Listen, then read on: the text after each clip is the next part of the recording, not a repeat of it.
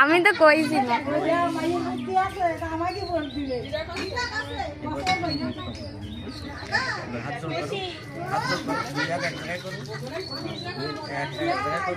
প্রণাম করো